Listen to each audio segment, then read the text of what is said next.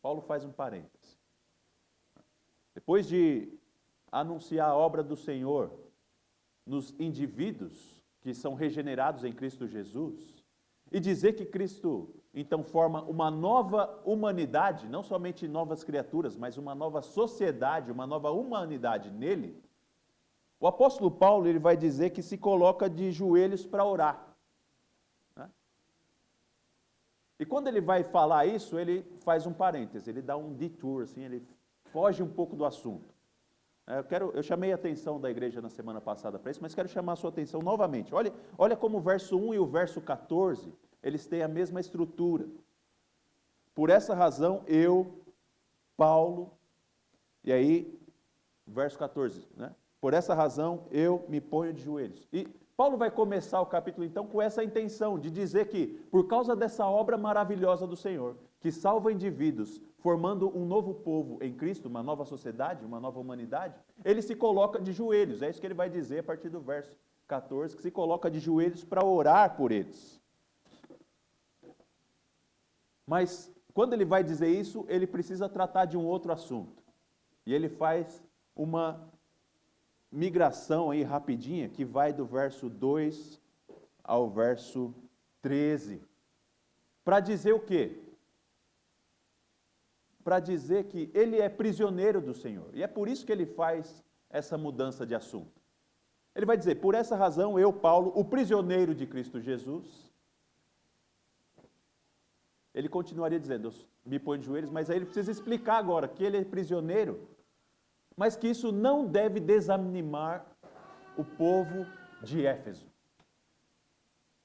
Eu sou um prisioneiro, mas isso não deve desanimar vocês. Olha como ele vai terminar esse trecho no verso 13.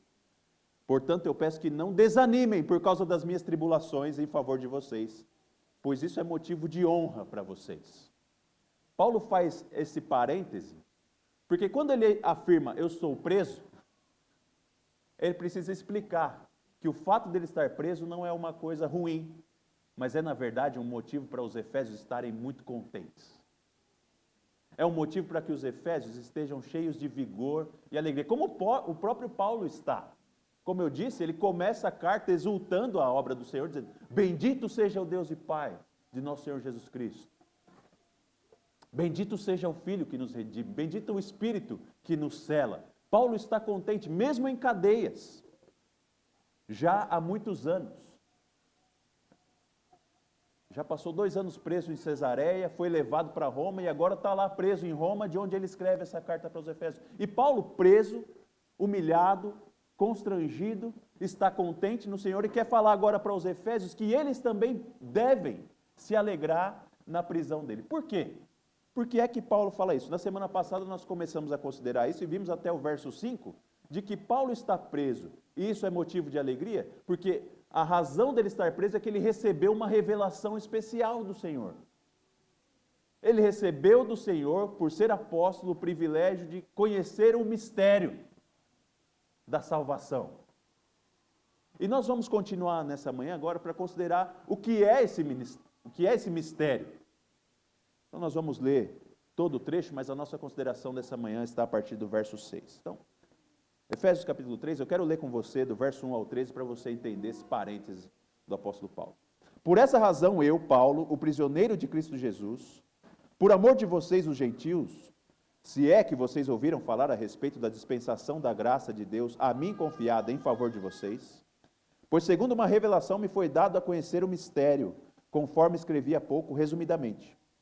Ao lerem o que escrevi, poderão entender a minha compreensão do mistério de Cristo, o qual, em outras gerações, não foi dado a conhecer aos filhos dos homens, como agora foi revelado aos seus santos apóstolos e profetas pelo Espírito. Verso 6. O mistério é que os gentios são co-herdeiros, membros do mesmo corpo e coparticipantes da promessa em Cristo Jesus, por meio do Evangelho, do qual fui constituído ministro, conforme o dom da graça de Deus a mim concedido, segundo a força operante do seu poder. A mim, o menor de todos os santos, foi dada esta graça, de pregar aos gentios o evangelho das insondáveis riquezas de Cristo e manifestar a todos qual é a dispensação do mistério que durante tempos passados esteve oculto em Deus, que criou todas as coisas. E isso para que agora, pela igreja, a multiforme sabedoria de Deus se torne conhecida dos principados e das potestades nas regiões celestiais, segundo o eterno propósito que Deus estabeleceu em Cristo Jesus, nosso Senhor. Em Cristo temos ousadia e acesso a Deus, com confiança, mediante a fé nele.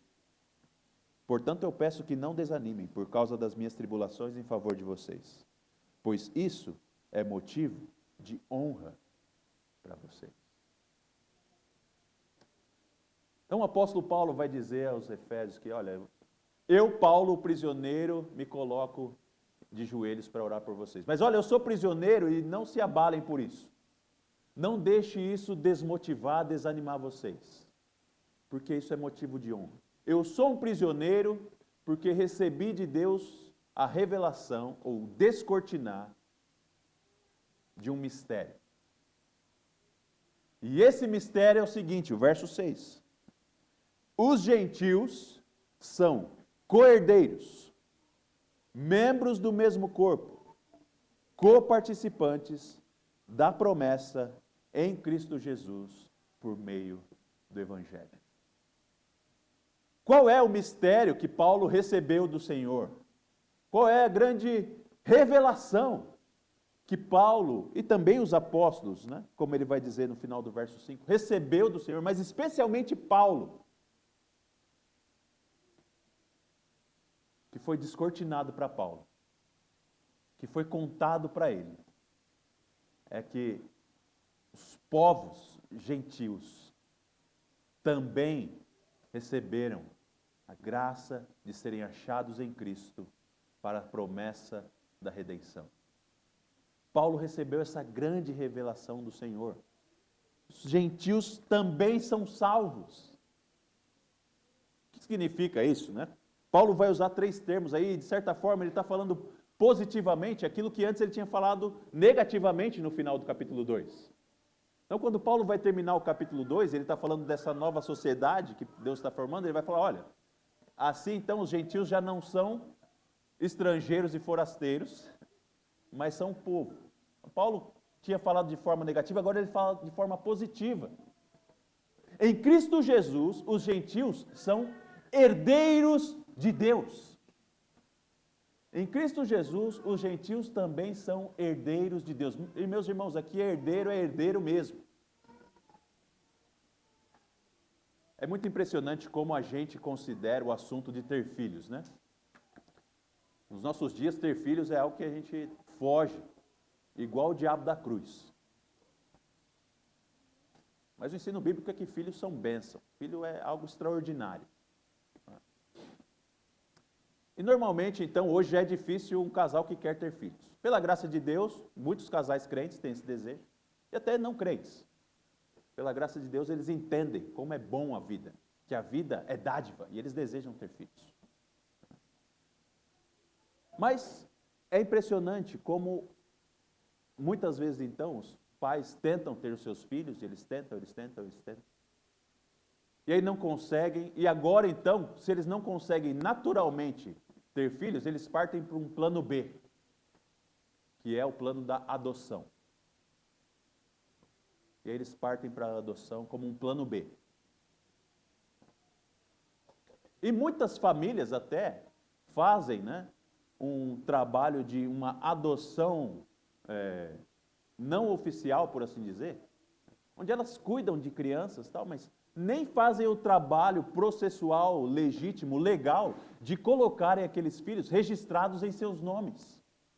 Então assim, eu vou criar você, mas você está aqui na minha família, mas você não tem o meu nome, ou seja, você não tem também a minha herança.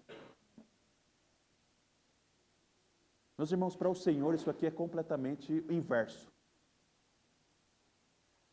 Completamente inverso. Primeiro que para Deus, a adoção não é plano B.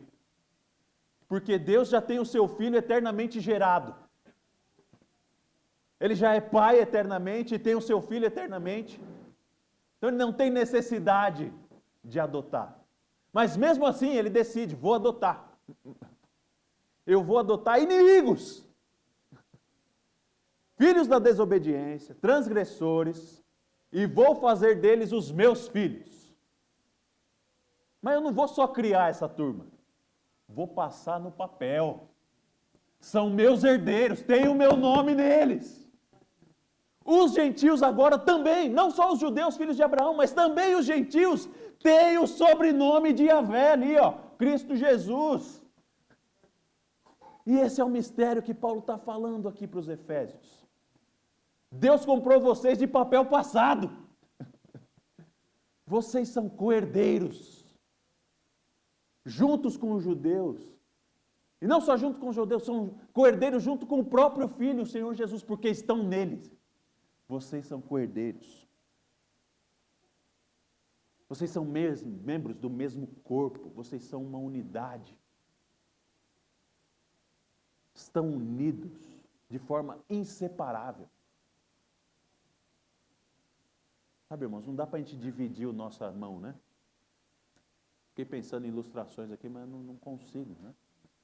Não dá para a gente dividir o nosso corpo, né? Tirar uma parte à noite, a não ser que você seja alguém que sofreu alguma deficiência, algum acidente, que perdeu uma parte do seu corpo, mas se você perdeu ela, não dá para ligar de novo, né?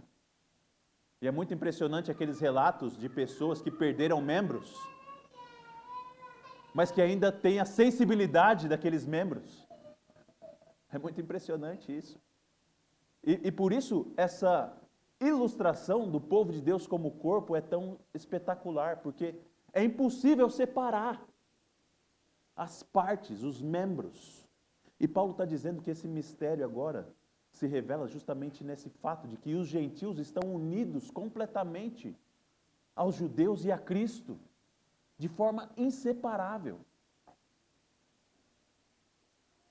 E sendo então filhos de papel passado, co-herdeiros, membros desse mesmo corpo, eles recebem todas as promessas também. Vocês são coparticipantes de todas as promessas. Tudo aquilo que foi prometido para Abraão, tudo aquilo que foi prometido para Moisés, tudo aquilo que foi prometido para Davi, nas alianças que Deus fez, e especialmente aquilo que foi prometido a Cristo na nova aliança, vocês vão receber. Vocês recebem. E esse é um grande mistério, que agora é revelado a Paulo, e Paulo revela à igreja. E tendo então o conhecimento desse mistério, Paulo agora anuncia isso, e esse é o grande alvo que ele fala do porquê a gente não precisa estar tristes com o seu aprisionamento. Porque ele está preso justamente porque anunciou isso. Final, verso 7, verso 8 e 9, ele vai falar justamente disso. Eu fui constituído ministro conforme o dom da graça de Deus, a mim concedida, segundo a força operante do seu poder. Então, Paulo foi feito um ministro, porque recebeu esse mistério, mas não recebeu simplesmente para si, recebeu para comunicar. Verso 8, a mim, o menor de todos os santos, foi dada esta graça, de pregar aos gentios o evangelho, das insondáveis riquezas de Cristo, e manifestar a todos qual é a dispensação do mistério que durante tempos passados esteve oculto em Deus, que criou todas as coisas. Paulo aqui, irmãos, ele tem uma atitude muito extraordinária de reconhecimento dessa obra de Deus nele. E ele percebe a sua limitação pessoal em contraste com a grandeza do ministério que ele recebeu. Sabe, Paulo não é como eu, por exemplo, que muitas vezes precisa lidar com a falsa humildade. Paulo não tem esse problema, né? Paulo ele tem uma segurança muito clara de si mesmo. Ele não precisa ficar tentando se dividir. Não fala assim, não sou tudo isso, tal. Não. Paulo não tem esse problema. Quando ele precisa se impor, ele se impõe. Ele escreve às igrejas sempre falando, eu sou o apóstolo. Eu sou um apóstolo. Ele tem uma noção muito clara de quem ele é em relação a Deus e ao seu ministério que ele recebeu. Mas ele tem também uma noção muito clara de que o que ele tem foi recebido e que ele mesmo era um inimigo de Deus, assassino da igreja. Por isso, quando Paulo começa o verso 8 dizendo, a mim o menor de todos os santos, não é simplesmente falsa modéstia de Paulo, mas é uma percepção clara de que isso é algo que não brota dele mesmo, mas que veio do alto e foi concedido a ele por Deus. Gente, eu era assassino, eu queria matar a igreja, eu queria matar os servos de Cristo. Se Jesus tivesse vivo aqui de novo na minha frente, eu queria matá-lo também de novo. Mas só que quando ele encontrou Jesus vivo, quem morreu foi ele. E Cristo deu uma nova vida para ele. E agora, não só isso, Cristo também dá um ministério a Paulo, de comunicar esse mistério que ele recebeu de revelação. E por isso ele fica então impressionado e fica deslumbrado com o grande privilégio que ele recebeu do Senhor. Eu que era inimigo da igreja, agora fui feito parte da igreja e não só isso, tenho o privilégio de comunicar o quê? As insondáveis riquezas de Cristo. Eu não preciso falar muito sobre isso aqui, mas a gente sabe que quando a gente conhece uma coisa boa, a gente tem muita disposição para comunicar, né? Fala. Não sei que você seja muito mesquinho, né? Muito mesquinho, e tem pessoas que realmente são assim. Você descobre uma coisa legal, você guarda só para você e não quer que ninguém fique sabendo, né? Mas normalmente quando você descobre uma coisa boa, você comunica com as pessoas, né? Rapaz, descobri um café aqui muito gostoso. Você precisa experimentar. Descobri um negócio aqui que eu estou gostando muito e você precisa conhecer. Olha, eu descobri um investimento que está rendendo bem. Acho que você deveria fazê-lo também. O que Paulo está dizendo aos Efésios é que ele descobriu a coisa mais preciosa que existe.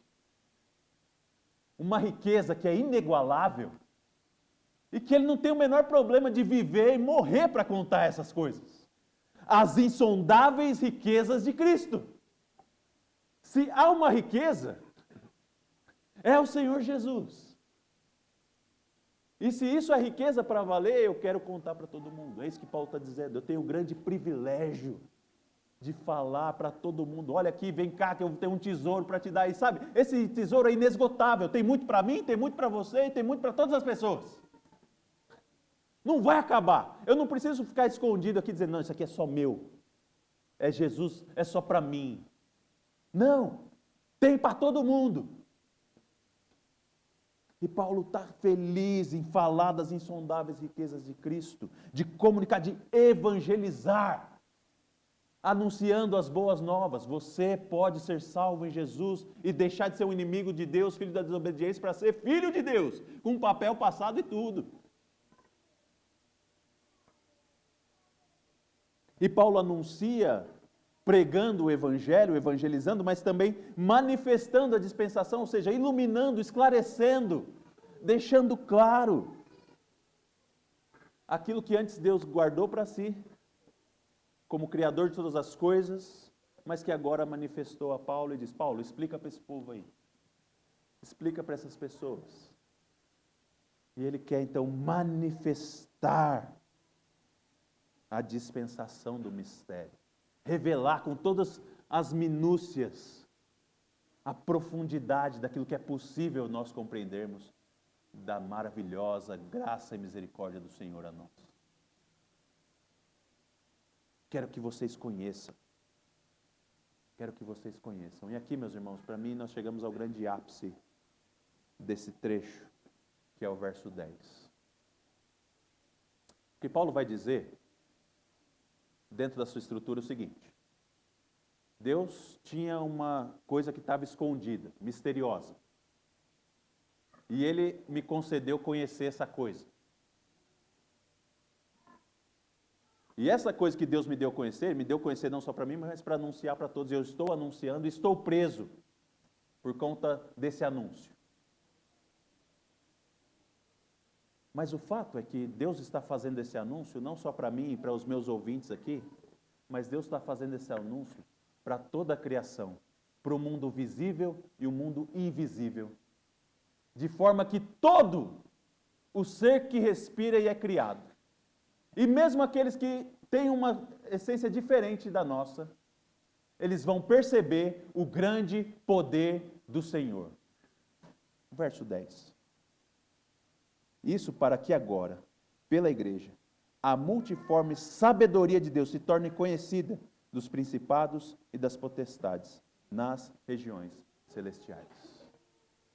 Ou seja, o apóstolo Paulo está dizendo que essa obra do Senhor não é simplesmente para que nós a reconheçamos, mas é uma obra que testifica do poder de Deus, até mesmo para seres imateriais ou angelicais, sejam eles reverentes a Deus, sejam eles inimigos de Deus, como normalmente é interpretado esse termo potestades aqui, que o Paulo vai repetir no capítulo 6, das quais nós lutamos contra, aliás, a nossa luta é contra principados e potestades, não contra a carne. E então Deus está mostrando o seu poder, está mostrando a sua grandeza, desfilando a sua igreja, os seus filhos, desfilando aqueles que estão lá na lista das certidões de nascimento, para mostrar, olha aqui como eu sou poderoso, estou salvando. E sabe o que mais? Eu estou salvando de todo canto, de todo lugar, de toda época. E a graça de Deus, então, ela é mais excelente, mais vibrante, mais reconhecida e mais adorada. Não simplesmente pela grandeza numérica, mas pela diversidade e multiplicidade. E aqui, meus irmãos, isso é algo que você precisa aprender se você não aprendeu ainda. Que a igreja mostra a glória do Senhor e o poder do Senhor na sua unidade, obviamente, em o fato de que nós somos um em Cristo Jesus, co-herdeiros, co-participantes da promessa, membros de um só corpo, mas ela demonstra a grandeza do Senhor na multiplicidade e diversidade. A igreja demonstra a multiforme sabedoria de Deus. É isso que diz o verso 10. E na multiforme sabedoria de Deus, as pessoas veem, uau, como o Senhor é grandioso. Até os demônios vão reconhecer a grandeza de Deus e adorá-lo, mesmo que condenados. Quer dizer, Deus é grande. E por que isso é importante, irmãos? Porque nós precisamos entender isso aqui de maneira muito clara. Nós somos feitos um. Nós somos um só corpo. Mas Deus não quer que a gente seja um monte de robozinho igualzinho. A palavra traduzida aí como multiforme, a verdade é que a tradução mais precisa dela é multicolorida, multicores. Multicores. A palavra grega usada aqui, ela foi usada quando foi traduzido o Antigo Testamento para o grego. Você sabe que o Antigo Testamento foi escrito em hebraico majoritariamente. Não é?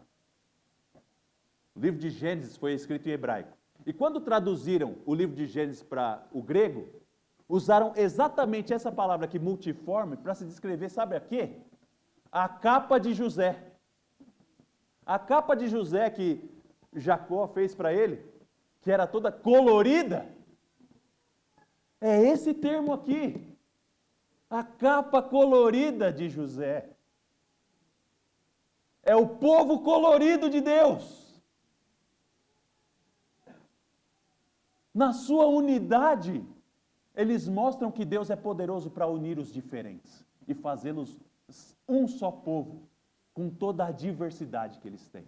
Por isso, meus irmãos, saibam de uma coisa, Deus não é socialista, muito menos comunista. Deus gosta da diversidade, Deus gosta de cores, gosta do negócio diferente. Você sabe aí das histórias, lendas, né? Eu não sou biólogo, eu não sei se isso é verdade, mas todo mundo fala. Nenhuma girafa tem a estampa igual a outra. Nenhuma onça tem a mesma pele da outra. Não sei se isso é verdade ou não, porque eu não sou biólogo, nunca estudei, mas é o que se diz. Eu acredito, porque eu vejo essas coisas. Ontem eu estava lá com os homens, estava falando sobre isso. Você pega uma árvore, as folhas daquela árvore, o verde é diferente dentro de uma mesma árvore. E Deus teve a grande misericórdia de fazer seu povo multicolorido. Porque Paulo está enfatizando aqui, meus irmãos, o fato de que os gentios são unidos aos judeus, mas os gentios não é um grupo só. O gentio é tudo aquilo que não é judeu. Todas as etnias, todas as tribos, todas as línguas podem agora serem resgatadas pelo Senhor, fazer parte do povo de Deus, mesmo que não vão a Jerusalém. Cristo está alcançando eles por toda a terra e salvando eles, fazendo participantes do povo de Deus. E isso demonstra esse grande poderio do Senhor. Não como aquele exército chinês que você olha e você não reconhece a diferença entre um e outro, mas como um grande exército que você vê colorido. Colorido. E é por isso que nós nos alegramos então com a salvação das nações. Por isso que nós louvamos homens como Hudson Taylor, que era um britânico que foi lá para a China para comunicar a palavra do Senhor, para ver pessoas salvas. Por isso que eu me alegro no meu querido irmão, pastor Pinheiro, que é um angolano que foi para Moçambique para falar da palavra de Deus. Por isso que eu me alegro na minha irmã Elia aqui, que é uma americana, que veio para o Brasil. E no Brasil ela fala com um povo que usa uma linguagem diferente, que são os surdos. E tem uma linguagem própria, a linguagem brasileira de sinais. Gente, isso é maravilhoso e demonstra o poder de Deus que une esses diferentes. Você sabia que só no Brasil nós temos mais de 300 etnias que falam quase 300 línguas? E Deus está salvando gente desse bagaça toda aí. Porque Ele vai ser reconhecido como poderoso a unir num só corpo, numa só família, todas essas gentes. E espetacular a obra do Senhor. Uau! Como Deus é poderoso! E unir num só corpo, fazer um só, aqueles que antes eram impuros, mas que em Cristo são purificados e são unidos num só povo. E por isso Paulo então vai dizer, gente, não fica triste porque eu estou preso. Isso aqui não é nada. Olhe para a igreja e veja a multiforme sabedoria de Deus e bendiga o nome do Senhor. Adore o nome do Senhor. Reconheça a grandeza de Deus. Grandes são as tuas obras, Senhor. Teu nome é maravilhoso. Bendito seja o nome do Senhor, porque Ele não salvou só Durais. Bendito seja o nome do Senhor, porque Ele salvou também os Laras, os Tavares. Todas as nações foram alcançadas por causa de Jesus de Nazaré. E essa é a grande demonstração do poder de Deus. Não só aqui para as coisas criadas, mas até para as potestades nos lugares celestiais. Que poder de Deus. Você está entusiasmado com o poder de Deus? Você se alegra na diversidade do povo de Deus? Ore por isso. Ore para que mais nações sejam conhecedoras do mistério.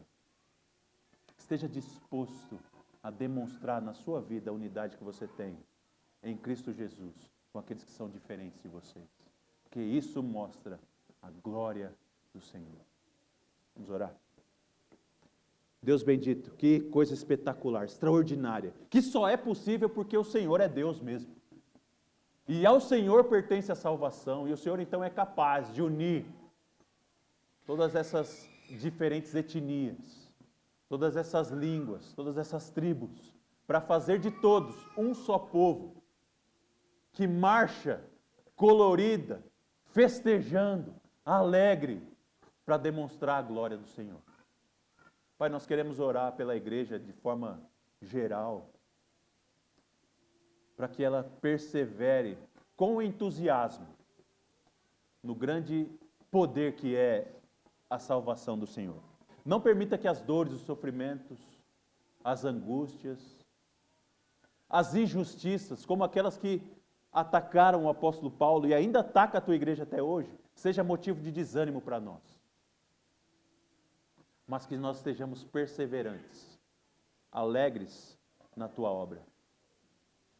E que nós estejamos perseverantes e alegres na obra que o Senhor une diferentes num mesmo povo.